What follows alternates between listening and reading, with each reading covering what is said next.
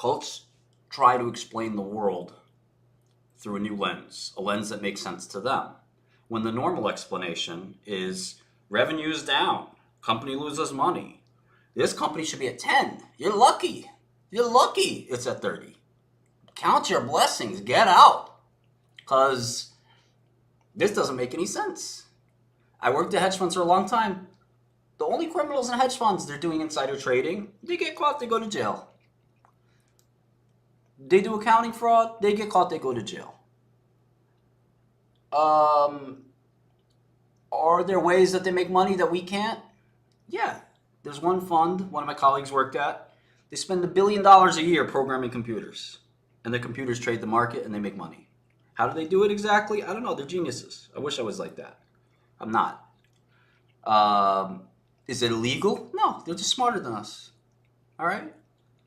So you want a piece of the action, you want to make big bucks by taking a company that loses money, is not growing, is in the worst conceivable business possible, and you hope to band together and make it go up because you're angry at somebody else and you call them a criminal, but there's no suggestion as to why. The Department of Justice loves to bust criminals. They love to knock down your door and arrest you at 6 a.m. with 20 guys. They love to do investigations. They don't let criminals go by for fun. They over-enforce the law. So if there's criminal activity in the markets, it doesn't last that long. They find out. They even set up a goddamn snitch fee. They call it the whistleblower fee. Let's call it what it is. It's a snitch kickback. So if you whistleblow on the government, on your fund, you can get 20% of the government's fee. This shit is so fucked up. You got people wearing wires on Wall Street. They're wearing wires trying to catch something fucked up.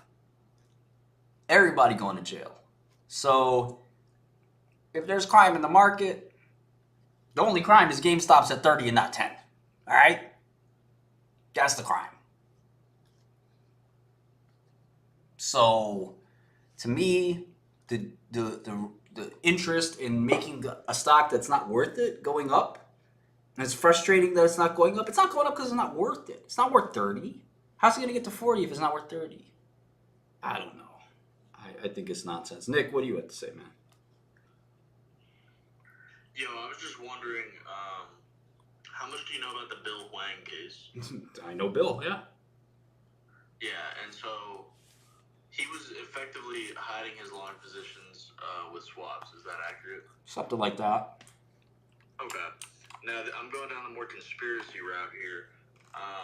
But is it theoretically possible that hedge funds in the last GME cycle, when it was, in the hundreds of dollars, decided this is bullshit, retail is going to sell this shit eventually, I'm just going to roll this into a swap that expires like way later. And that way, it doesn't show up in disclosures. Well, the banks have to be complicit in that case, right?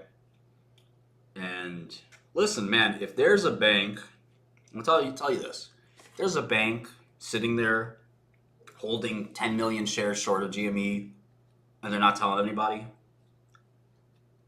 and they're doing that for some kind of client,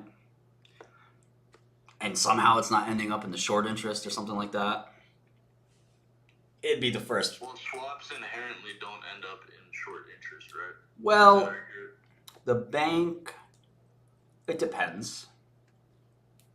It's possible it doesn't, but in general, the swap counterparty does get a locate and does short. Is it possible that they didn't or something like that? It's possible. Anything's possible. But it is so unlikely that I don't think it merits that much discussion without some evidence of it. And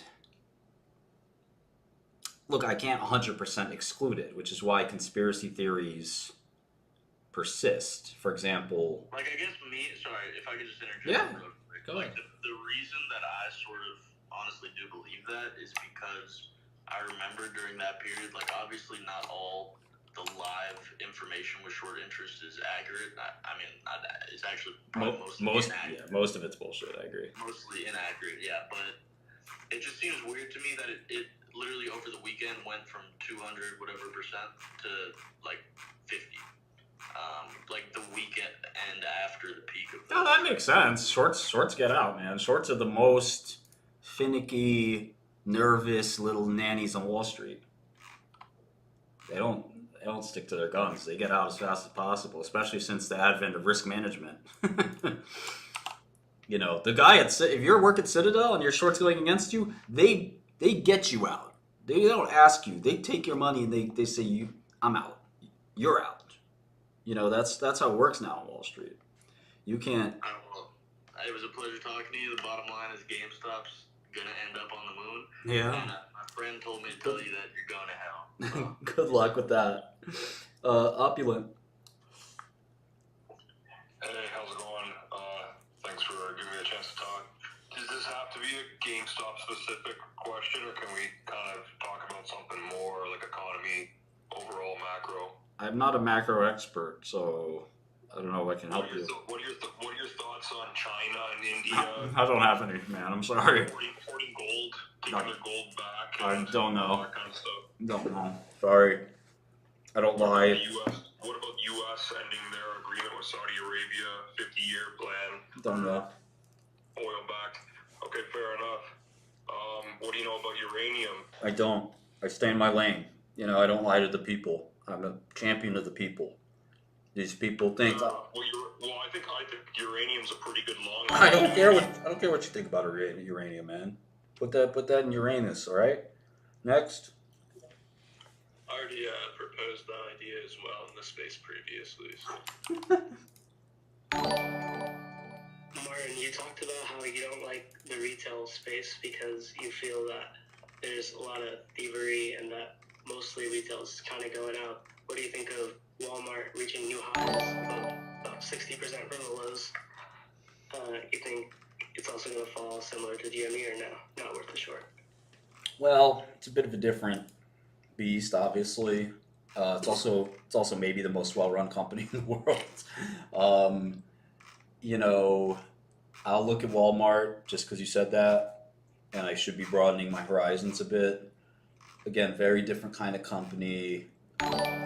Retail is probably not going to disappear forever. You know, I mean, it's a big question about human nature. Are we going to buy our goods online or not? And I just don't know the answer necessarily. But I don't know. It just doesn't seem like a really good, exciting business. It's not a growth business. There's only one way to really grow in retail, which is same-store sales and opening new stores. Okay? And GameStop, as far as I know, doesn't release same-store sales. They used to. I think people should demand that they do release that. But other than same-store sales, which you can kind of calculate a little bit, but they're not going to be opening new stores. We know they're closing stores like crazy. They've cut the number of stores they have by, you know, from peak quite a bit, almost like 50%. So the only way to grow as a retailer, right, because your current stores aren't going to grow like crazy. They're going to reach some kind of saturation. And same-store sales just can't grow forever. So I don't see how this company can grow because you need to either grow stores or grow same stores. And we know they're not ever going to grow stores because nobody's growing stores in retail. They're shrinking stores. And we know that the same store sales are going to struggle as well, because they certainly have been for a long time. They need to find a way to reignite that. And the last quarter, they pre-announced is down 29%.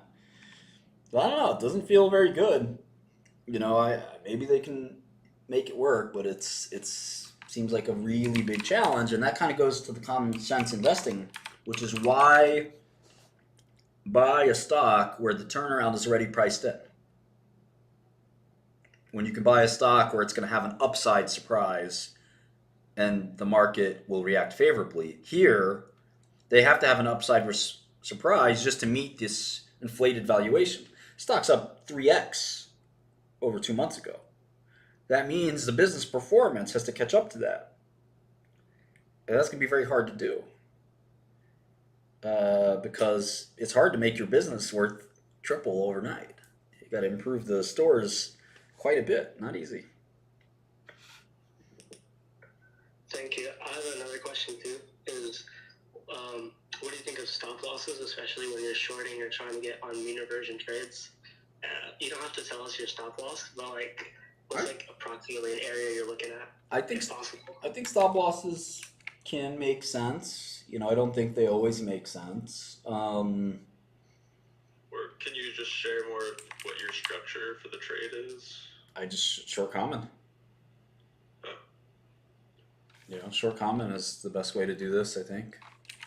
You know why? Can you talk specifically about your trade? No. Like what is your notional The fuck? exposure? The fuck? Klaus is not listening. He'll be fine. What the fuck? Talk more about what? Like you said you're fucked at 40. What does that actually mean? I didn't say that. I didn't say that.